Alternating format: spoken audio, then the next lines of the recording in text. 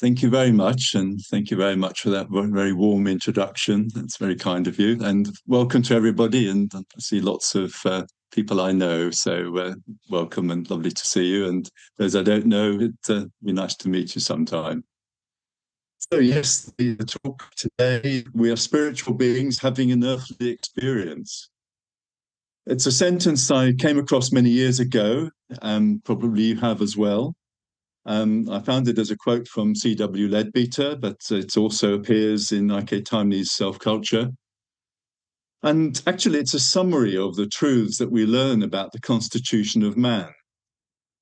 And yet, somehow, we've not grasped the practical implications of what we actually already know. This is not surprising, as we've been taught for thousands of years something quite different. Often that we are small and insignificant and unworthy. Often that we're sinners, born in sin, even in some Christian traditions. We've learned, even in theosophical studies, that the spiritual life requires a lot of effort and study and meditation and many lifetimes, over which we may gradually grow towards our knowledge of the divine. For most of humanity, this almost seems like a hopeless ideal. To some of us, we begin what we call the path of discipleship with the expectation that one day it may well be possible that we have some real experience of the divine and of the purpose of life and the return to source. Certainly in this journey on earth, we find many difficulties, and most of us would certainly agree with the Buddha's first noble truth that on earth there is an experience of suffering. Buddha, of course, also helped us with the Noble Eightfold Path to alleviate our desires and attachments, letting go of the attachments of earth, so that we may return in consciousness back to whence we came. Most of us here are starting from the earthly plane in our thoughts and studies, and therefore it's appropriate that we start our spiritual work and ideas from earth. We discover in our lives that we accumulate much experience and concepts, ideas about what is a man and a woman and a mother and a father and relationship amongst peers. We discover that by taking from life and from others and having possessions and wealth and important roles, we may feel important and safe and wealthy and successful and famous. And yet we know by definition that we will lose all of those things when we let go of our physical body. Although along with most of humanity, we seem to ignore this absolute certainty. So gradually we start our spiritual journey looking for longer-term happiness, a real sense of love and relationship and meaning in the whirlwind of the earthly experience. And through the experiences of life, we come to an inner sense of something more than just ourselves, a greater creator being, a meaning of our place in a very ordered universe, on a beautiful planet. Up to now, as I say, it's been a slow process, hundreds of lives, perhaps tens of thousands of earthly years, gradually unfolding this deeper experience that we call love and life and wisdom and truth. And as we value those virtues and qualities, we realize that they mean much more to us than the worldly attractions. We also realize that those virtues are not subject to time and space. We do not lose those when we die. And this we can discover through near-death experiences and other stories of people who have died, but there's been contact. That the earthly body is not the whole story and death is not the end. These, in many ways, are major achievements in our earthly life and the experience of the spiritual life unfolding within us. There comes a time when these deep processes occur within the limitless space of silence.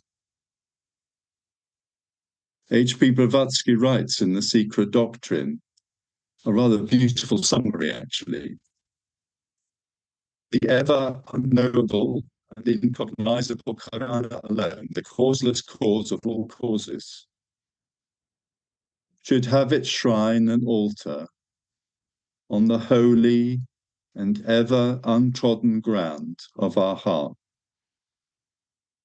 Invisible, intangible, unmentioned, save through the still small voice of our spiritual consciousness.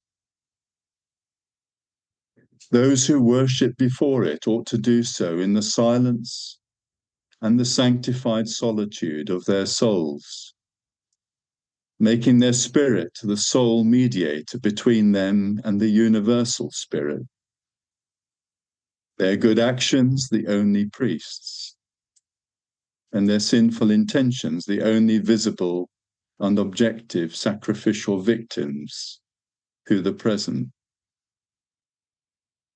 It's the end of the quote. It is really quite a clue to the spiritual life. But to fill it out further, we can now return to the question of the nature of a human being. Most of us will be familiar with the constitution of man in theosophical teachings, which certainly I found very helpful. And I apologize in advance that most of you will know this, but not everybody here is necessarily so well studied. So with some apology, I will repeat the basic principles. So from the earth point of view, we see a physical body, and we know that if we remove parts, we still don't think we've lost ourselves. We've just lost a limb, for instance. The physical body, therefore, is not us in its entirety, and we don't think it's us. We may also notice that our emotions may vary very greatly and sometimes quite opposite to what we expect them to do, much to our surprise. And we may notice that an actor needs to produce real anger or sorrow or tenderness to be convincing.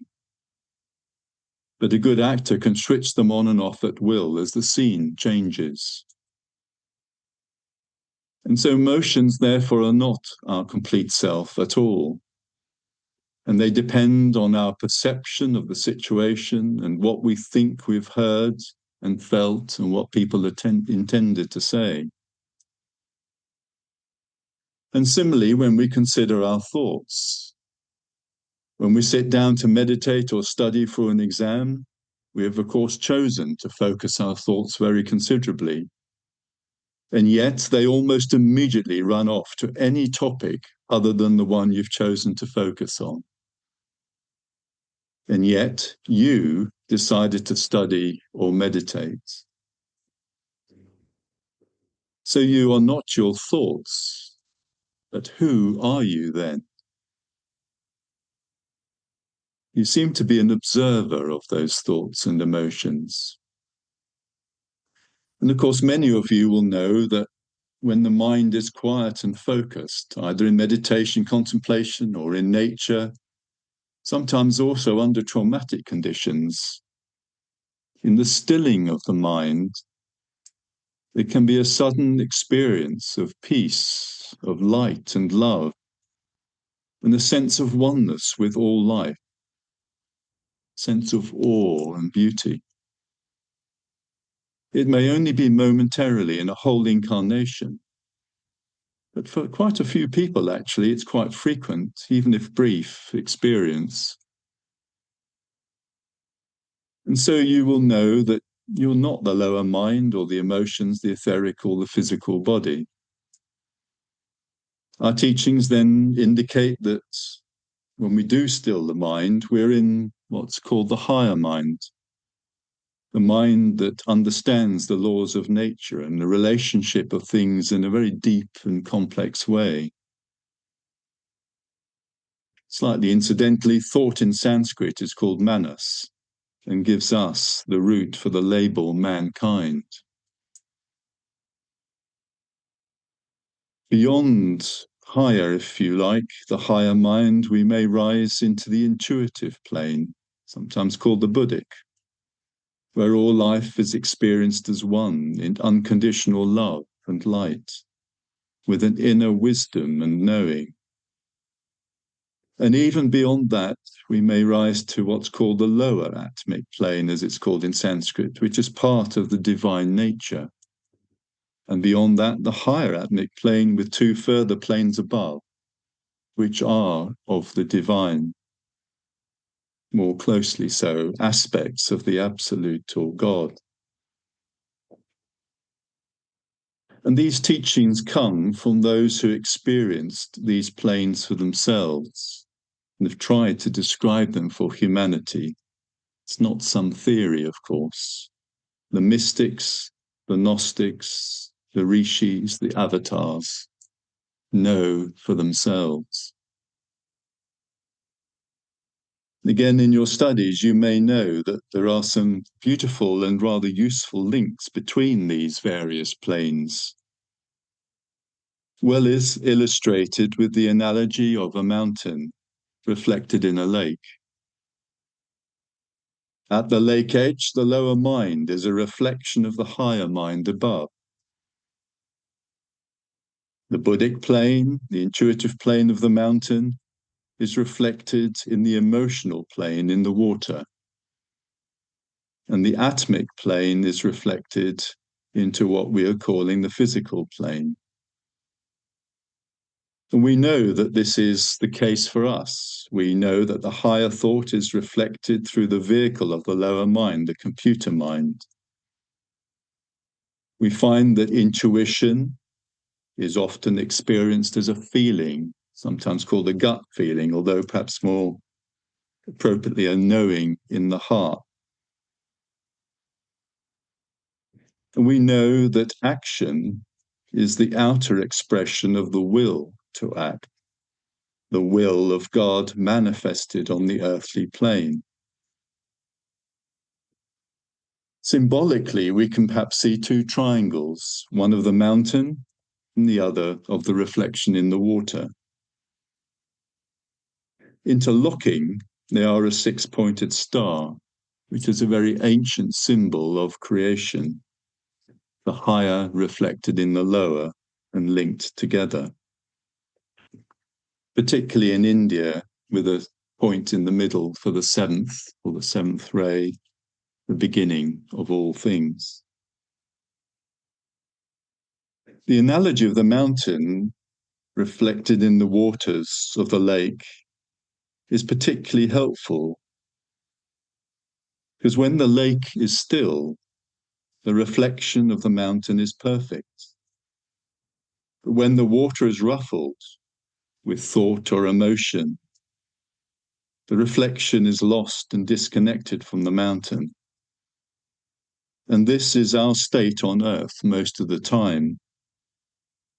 So much of our early spiritual efforts are to quieten the mind, to still the waters, through meditation, but also through character building, so that we are living in a calmer frame of mind. And so at each new incarnation, we take on our new personality, our new vehicles of mental, emotional, etheric, and physical planes. But in so doing, we tend to forget our mountaintop reality and become trapped in the illusion or the image of the divine. We believe now that our personality is us.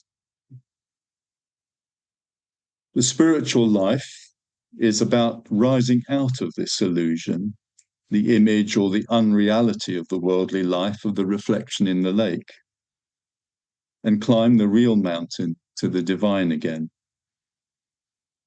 This is said in the beautiful prayer again from the East: from the unreal lead us to the real, from darkness lead us to light, from death lead us to immortality.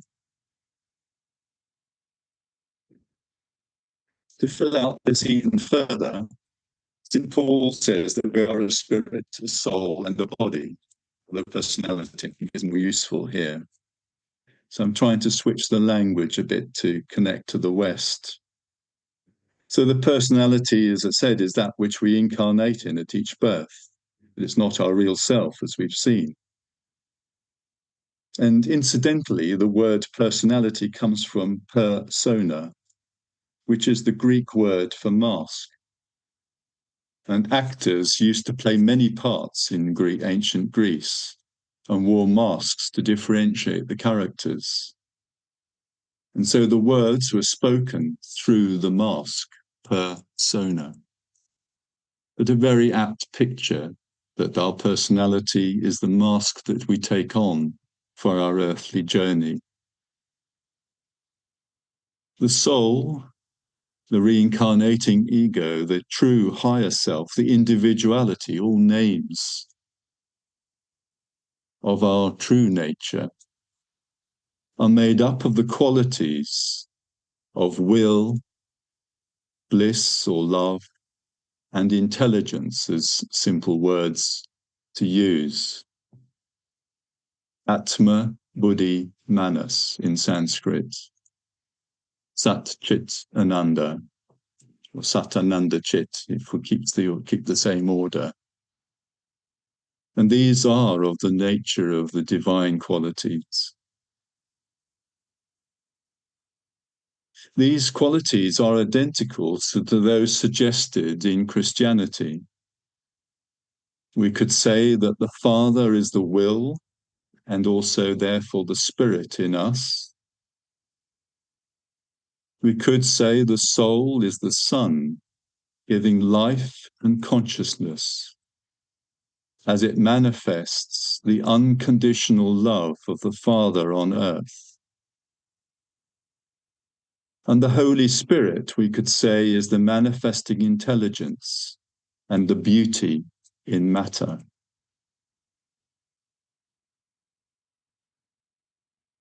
When you reflect on the creative process, you will notice that there are always at least three aspects or a trinity in the process. Like an artist painting a picture, there will be the conception and the will to create, the Father, the paper and paint on which to work, the Holy Spirit, and the love and skill to connect and give life to the picture. Love is always the connection between the creator and the created, the Son. Love and life manifest on earth. So there's always a trinity when there's creation, which we find in most religions.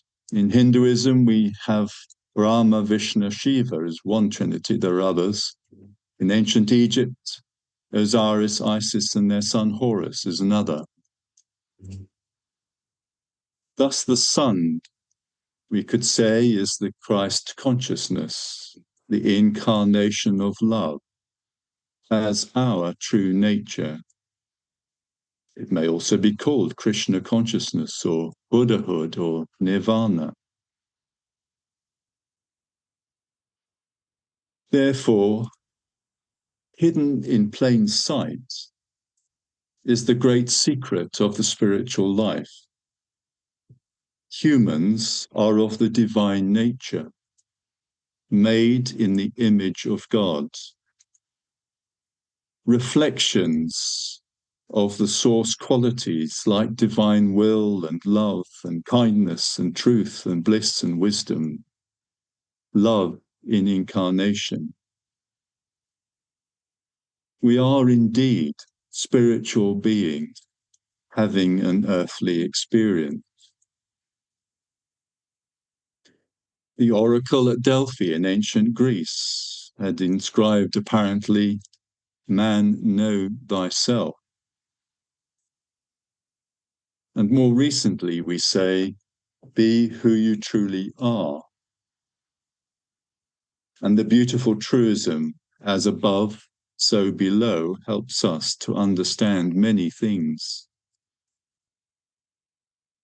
So the spiritual life, from an earth point of view, is remembering this fact, now consciously and of our own free will. We choose to reconnect and merge our true nature in the source from which we came. There are many beautiful stories of the spiritual nature of humans and their conscious return to God, as quotes.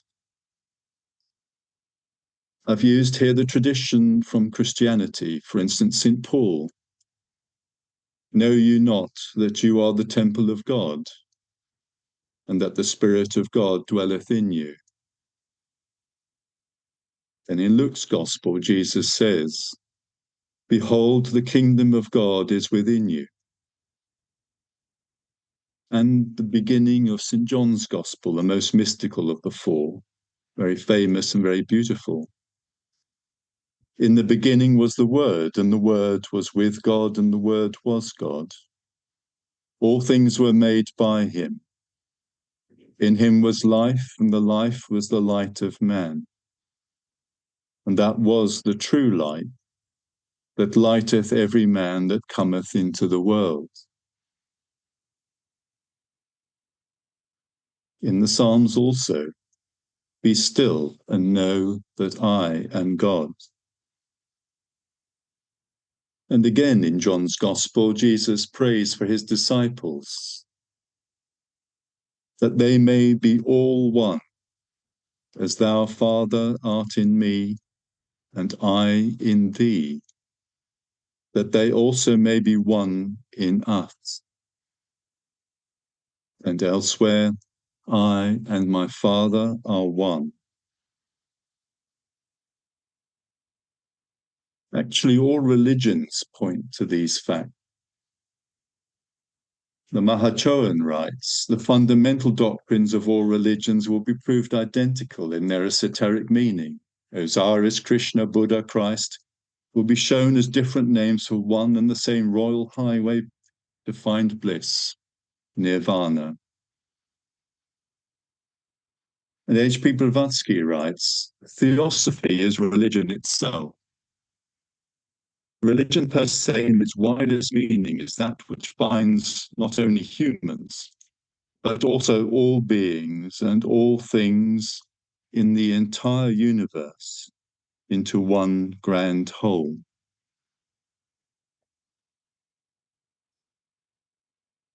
So I think we can summarize that there is only one life. And generally we can say its manifestation is unconditional love. So the absolute, or God, or the point from which all emerges, the source, is the origin of all. It is all potentiality, all unconditional love, all life and form. It is everything in this universe. And there are probably other universes too. So we have the principle clearly stated, to repeat, that we come from the absolute, the source, usually manifesting through a trinity in the conception, the condensation of infinity into matter. So that essence manifests in lower rates of vibration. So we are a spirit, an Atman, a monad, and gradually descend into an individuality, the higher self, the soul of Christianity, of the nature of spirit, love, and intelligence, the Atma Buddhi Mana, through those. And this individuality is not subject to time and place. It takes on a temporary personality at what we call birth. So we're here, therefore, on this earthly plane as a fragment of the greatness of the nature of God in incarnation. We really are spiritual beings having an earthly experience. So, what are some of the implications of this in our spiritual life? Very many. One of the main purposes is to affirm, therefore, our true nature. As Caroline Corey, a contemporary spiritual teacher, says, if you want to create heaven on earth, you must start with heaven, or source, and not earth. And you will be familiar in theosophical writings, Annie Besant used the affirmation, more radiant than the sun in all its noonday glory, finer than the ether, purer than the snow is the self, capital S. I am that self am I. And what are some of our tools that we may use? Intention is one. Intention. We know that everything in the universe is only energy, as Einstein also said, and he was, of course, familiar with the secret doctrine. The form depends on the vibratory wavelength, and this includes matter as we know it. So thought also has energy and power. And as we know, we use it to communicate ideas and emotions, to create, and also to destroy, to bring together and to separate. Telepathy and telekinesis show us that thought is not limited by time and place. And now with quantum physics, we know all the universe is very closely connected, entangled is the technical term. And interestingly, we come to realize that what we focus our attention on becomes our reality. This is obvious at any gathering you may be at. We need to listen carefully and actively to what our neighbor is saying, to hear the conversation because of the babble of conversation around us. Yet perhaps when we hear our name mentioned elsewhere, our attention may immediately shift to that conversation. What are they saying about me? And we hear nothing more of our neighbor's words at all. So we have a choice to which conversation we listen to and pay attention to. And that then becomes our reality. The other one no longer exists. We did not register it at all. And so, as we focus on the spiritual vibratory rates, as it were, they become our reality. And you will know, of course, that in physics, again, that the observer has an effect of the reality that is manifested, whether it is light as a particle or a wavelength, for instance. But this focusing on the higher reality is one that many spiritual practices use as a principle. We shift our attention to what we call higher levels, a different vibratory rate. And we do this by what we call prayer, or mantra, or hymns, or reading, meditation, rituals, walking in nature, etc. We may choose to focus on qualities like love, wisdom, patience, acceptance, truth, perhaps expressed through the personage of a real spiritual leader. For by resonance, our vibratory rate is lifted. And we come to know that energy follows thought. And as you think, so you become. You then become these qualities. You resonate at the same rate, so to speak. You become a being manifesting divine qualities, a God, again in the making. Scott Peck, the psychiatrist, in his book, The Road Less Travelled, made the same point from a psychological perspective. I abbreviate his quote somewhat. He asks, what is the risk of exercising power with love? For to be loving, one becomes more humble and thus awed by the potential for arrogance in exercising power. Who am I to decide for another? Who am I to play God?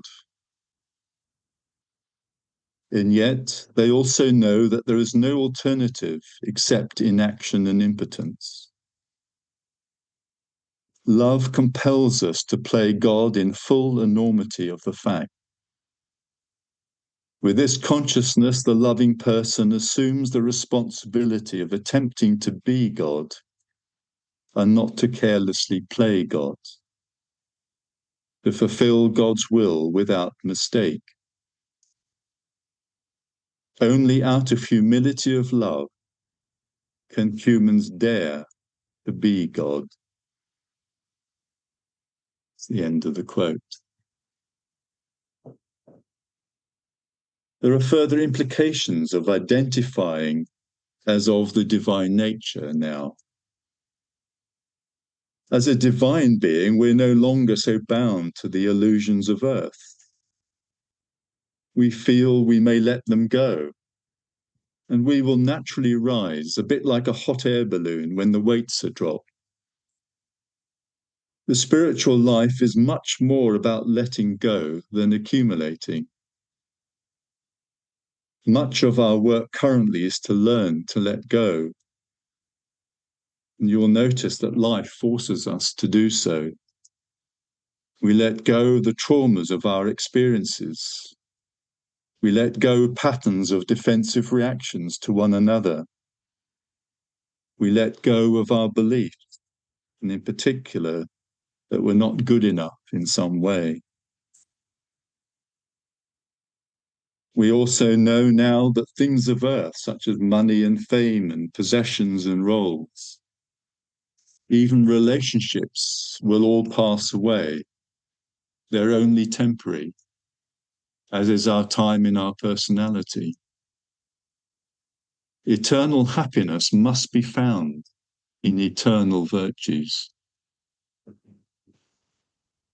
From the certainty of our real being, we can more easily dare to let go. And another word for letting go is often to forgive. These are extremely powerful processes that can liberate us. You will notice that one of our greatest fears is the fear of death, both a physical fear, but also a psychological fear.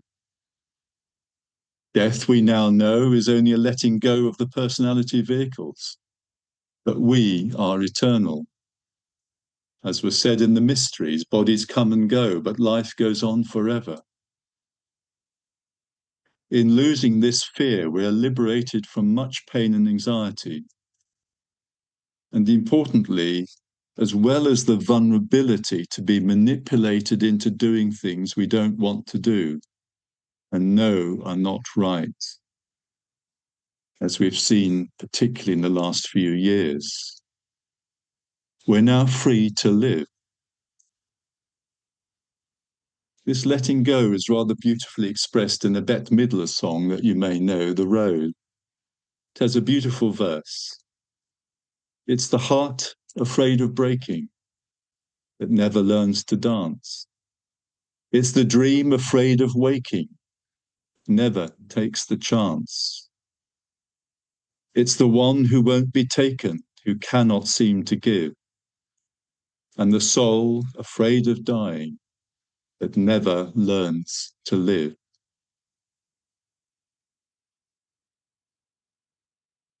There is then also a psychological death at risk. If our roles are stripped away from us, which is quite an interesting exercise to do for yourself, we may feel that we are nobody, not even a wife or a husband, a mother, a father, a child, a professional or a worker. Without our roles, who are we? And similarly, are we a failure if we lose money or status? All these we now dare to lose and still be ourselves, a human being in eternal now. And we can let go of fears. The fear of not being good enough is one of the most deep-seated in our psyche, an absolutely fundamental one to shift in life. It needs consciously facing and letting go. It frequently seems to arise from our family and childhood experiences and society's expectations in the first instance. However, a deeper layer is a fear of not being good enough for God. And this is often extremely unconscious. You probably don't even believe in a God, so to speak, and yet it is there. We may fear that we're some sort of sinner or not worthy or unacceptable, deserving even to be punished. And for many of us, for thousands of years, this has been taught. And yet it is not true. All religions seem to point to the fact that God, or the creator of the universe, is unconditional love. And so we can say that anything that is not unconditional love is not from source. That's an important touchstone if one is examining proffered spiritual paths. So you can now know that you are loved unconditionally. You have a right to exist on the planet. And so if we start our spiritual life now from the knowing and the belief that we are love incarnate and incarnating, that we are basically good and valued and of the nature of God, then the fear that we are useless and unworthy and impunishable evaporates, dissolves. We deserve to be here on this planet. We are a necessary cell in the great scheme of creation. And we know that the source is of the nature of unconditional love and doesn't do punishment and impose conditions. We are expressions then of unconditional love, trying to manifest that more fully on earth, to create heaven on earth. And so from this perspective of a spiritual being having an earthly experience, it's easy then to respect the other person, also a spiritual being trying to manifest on earth, perhaps in a different way, in a different path, in a different time scale. And because it is the one life manifesting, the other person is me with a different face. A very challenging idea. And we certainly know nowadays that the other person very often mirrors aspects of ourselves that we may need to see and know. We may need then their help to see it more clearly. Just note what irritates you with another's behavior, and you'll look for it in yourself as to what the connection was. But in this divine love, we find it easier to love ourselves, feel that we have a right to be here, that we are valued. It cannot be otherwise because of the nature of unconditional love, wisdom, truth, and kindness. And so from this perspective, we do not need to fear birth or death. We can let go of fear in all its guises, and all that remains is love. Love sometimes is defined as the willingness to extend oneself for the greater love or spiritual good of the other and of yourself. Again, that comes from Scott Peck. The whole universe is based on the principle of love in every cell, in every animal, in every plant, every human. Without love, nothing can thrive or even grow. And all you need to do is be. Connect to your inner source or being and express it on the planet. Be a messenger or ambassador of divine love and wisdom. This is karma yoga, the union through action. This will transform wherever you are. And as everything is connected, it will change humanity, nature, and therefore the universe.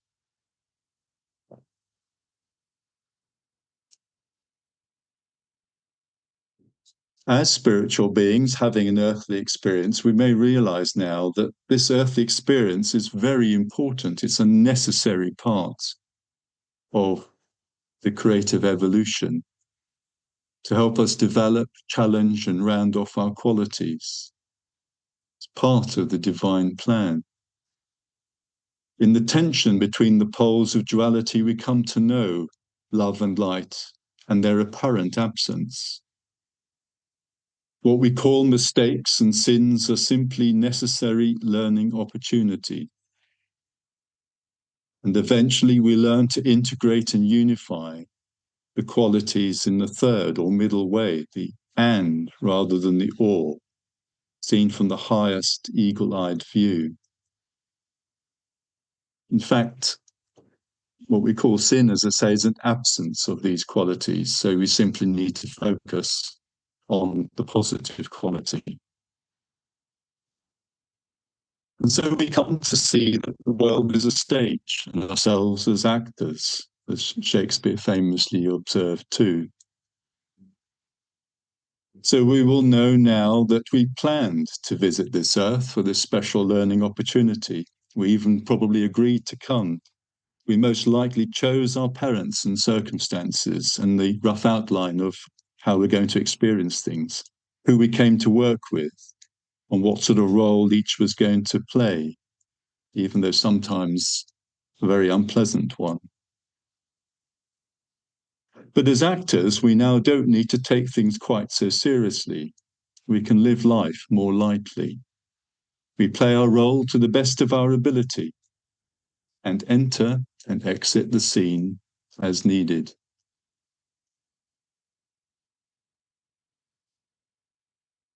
So in our spiritual life, we may now know that God is in us and we are an aspect of God. But it's interesting as we speak of this that you will notice that we might say then, oh, God is in my heart, or God is somewhere above us, in us. In that thought process, we're still separate, really, and dual, sort of looking up to heaven from earth. He's up there somewhere, or the divine is up there, or these virtues are up there, or in my heart. There's a separation still. The unity is, of course, nearer the truth. So what if we identify ourselves as the divine self nature? A huge multidimensional being, perhaps incarnating in many places and dimensions at once, at different times, even different star systems. A being of light and love manifesting source on earth. A real Christ, Krishna, or Buddha. That is who we may become or already are. We already are co-creators of manifest reality as humans, focusing our created intention to create a new world as agents of the divine. Our very nature is of source, and the connection must be there for us to exist. It is who we are. Another way that we can work towards knowing this is the devotional or the bhakti path as a shortcut to what we call God. And as one loves God with all your heart or your mind or your soul or your strength, then the mystical merging in God occurs. The outer and the inner divine become one. The dewdrop slips into the shining sea, as the Buddhists say. But also, The shining sea slips into the dewdrop. Jan van Rysbroek, the Flemish mystic, described it similarly. All that I have, he takes. All that he is, he gives.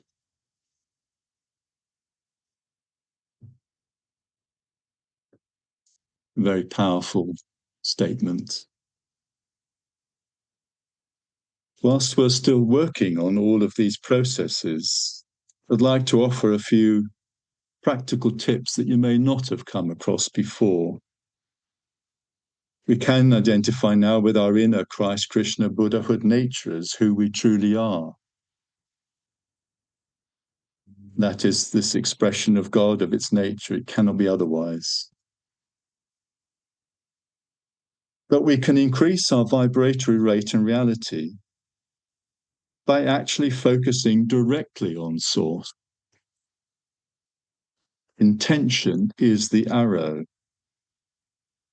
By intending to intune into the vibration of Source of this universe, we reach it. It's an extraordinary experience.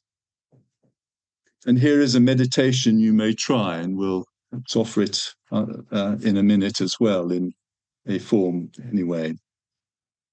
Ask and intend, which are the words of power, to raise your vibration to the wavelength of Source.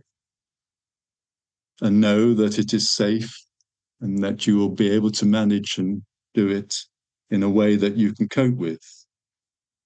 And to merge in the unconditional love and light of Source. You become one in it. In the exercise, it's important to say in your intention that it is Source that you're going to, the source of this universe and its unconditional love and light. And that is because not all love and light are the pure, real thing. That's something else to talk about another time. And then you may imagine a small beam of light and love from Source traveling through the galaxy, through to the solar system, to the new Earth grid, to the top of your head. And then gently let it enter the top of the head. And there anchor the divine mind in your center in the head. Then descend gently further this beam of love and light to the heart. Center there the Spirit Mother in the heart. And further descend this beam to the navel area and anchor the incarnated being that is sometimes called the Sun. That's the love anchored in manifestation. And then allow the energy to flow through the feet to the center of the earth. We've now connected heaven and earth through us as human beings, which is one of the secrets of the nature of being human. And we can then protect our sacred space from the heart, imagining a sphere of 2 meters in diameter and asking and intending that sphere is purified from all energies that do not resonate with Source and your highest good, that they're banished from that space and from your vehicles, mental, emotional, etheric, and physical. It's a very powerful cleansing intention. And next, bring your intention to the heart again, from where the love and light of Source may shine through you out to all humanity and the planet. There's another related meditation that you may wish to do, and I've just added lots of things together. First, as always, connect to the love and light of Source, just as we've described. But then place your consciousness in your divine self, imagining yourself being 100 meters above where you are now, looking down on your small self, sitting in your chair, now the size of only 3 centimeters.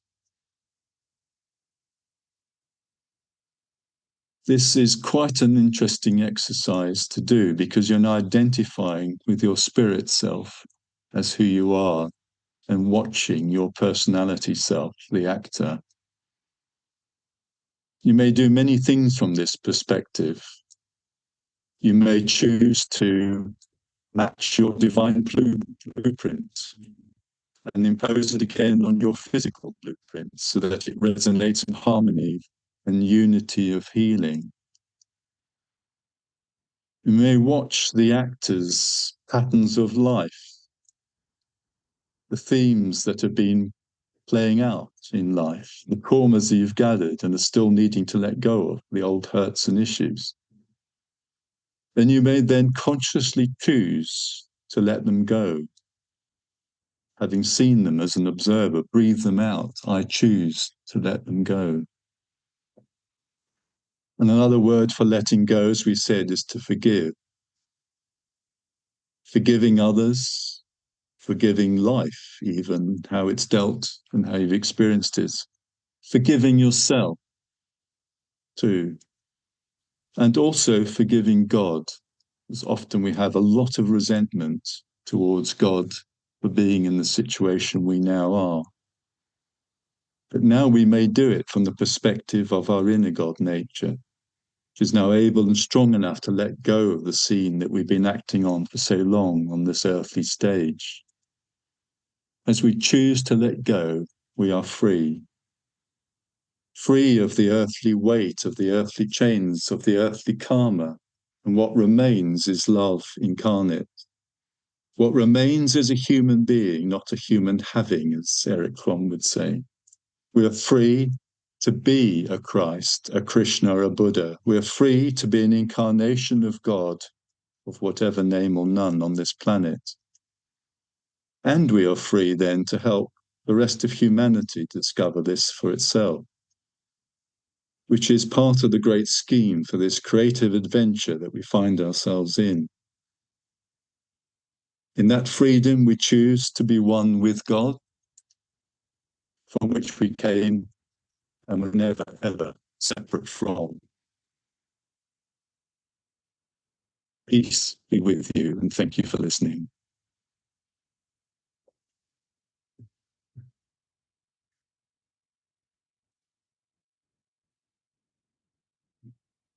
I was going to offer the meditation straight away for those that want to take part, and then there's a few minutes for questions afterwards. If you'd like to take part, please feel free to do so. And I was going to do it much on what I've just described, and you may think that's more useful than all the words. So whatever suits you, if you relax the physical body, as I'm sure you're familiar with doing, let some of the tensions out by breathing in better through the nose and out through the mouth. As you breathe out, let the tension go from around the face and the neck and the shoulders.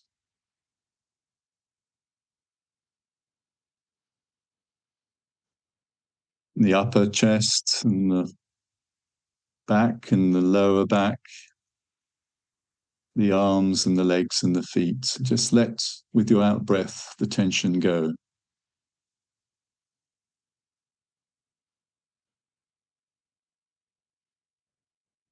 Again, much of the spiritual life is about letting go and relaxing.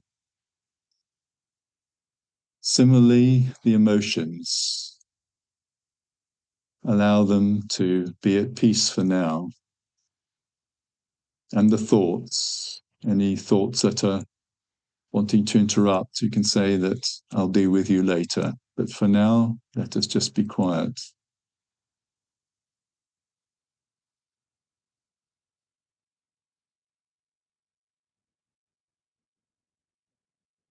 And then from this quiet, let us imagine, intend to go to the source of this universe. This is the alignment beam of light first. The love and light of source of this universe. And imagine a beam of light just 5 centimeters in diameter, descending from the source, coming through the galaxy, our local galaxy, to the solar system, through to our new Earth grid, and gently just above the top of the head. And then gently allow this love and light from Source to enter the top of the head and anchor there the will of God, the mind of God.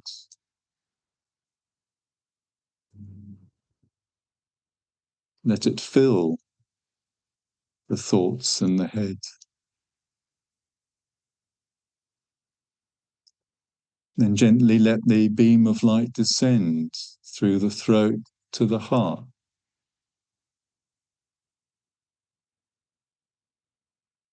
And there let it anchor Spirit Mother, life and love. And then further descend to the center behind the navel, the incarnation in this physical plane in our body. And then gently descend through the feet to the center of the earth.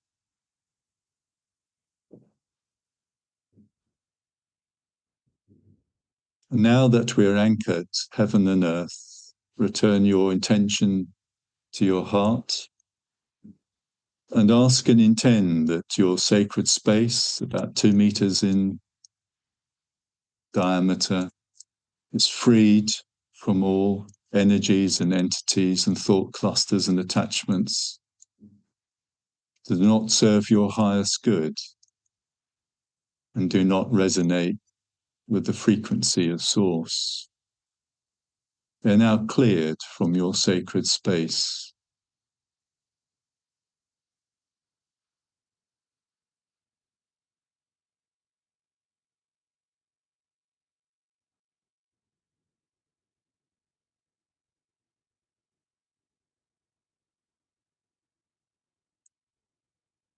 Then again, returning to the heart and the portal in the heart, a small chamber, so to speak, with a door is one image. Enter through the door again to Source.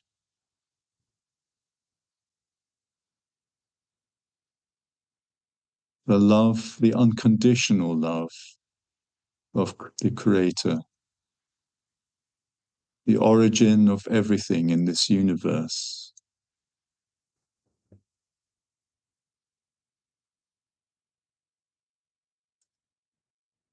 Love and light of Source, wisdom and truth and peace. And in silence, just remain there for a moment.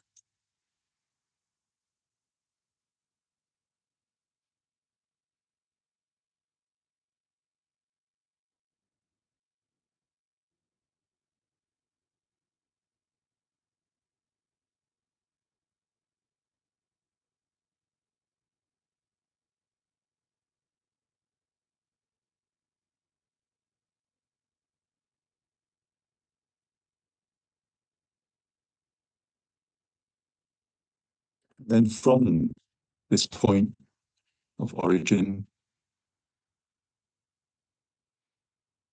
imagine the love and light of Source beaming out through the entire universe that it's created.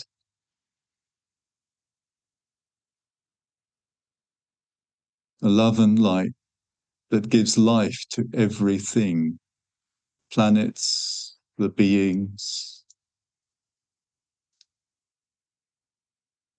every atom is infused with its life, which is also us, beaming out the center to the circumference.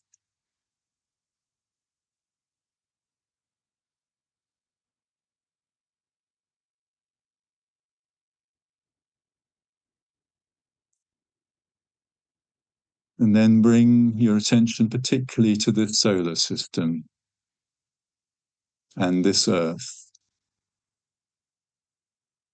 Imagine that beam of light and love encompassing this planet, filling the entire planet with love and life and harmony, and touching the minds and hearts of humanity with this connection that is our humanness. We reconnect humanity with its source in intention, thus transforming everything. This is the point of history where this needs to happen now. And we all are part of this wonderful process. With our intention, humanity commences a new phase of enlightenment and love.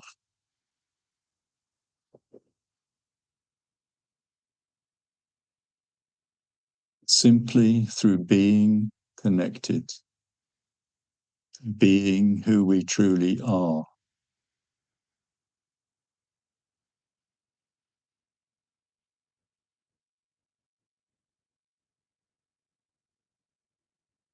And then gently bring your attention to your own being on the planet again,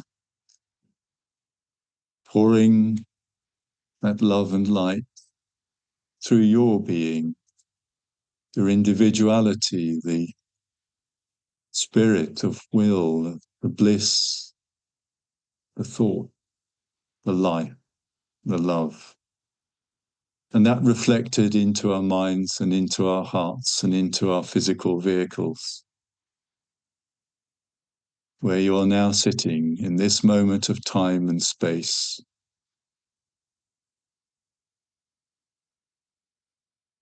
That for us is perfect because we are here now.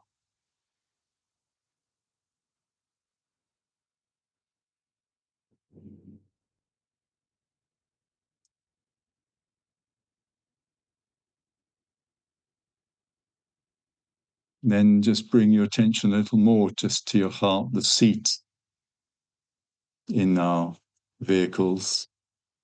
And take a deep breath as you return, take possession of them so that you can act in daily life again, shining with a love and wisdom of Source.